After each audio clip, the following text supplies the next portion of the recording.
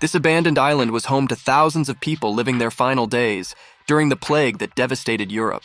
The Poveglia Island, located in the north of Italy, is one of several islands that served as quarantine stations to protect Italy from the worst of the plague that ravished Europe from the 14th through 17th centuries. Poveglia was home to 160,000 infected people living out their final days and hours, so many that there are whispers that 50% of the soil of the island consists of human remains.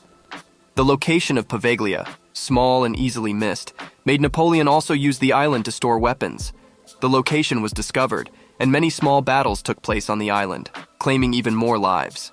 In 1922, a mental hospital was opened on the island.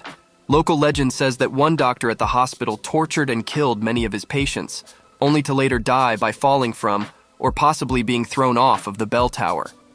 The hospital closed in 1968, and the ruins are still there, slowly being reclaimed by greenery. Poveglia remains off limits to outside visitors, and is still holding its secrets as the walls of its asylum slowly crumble.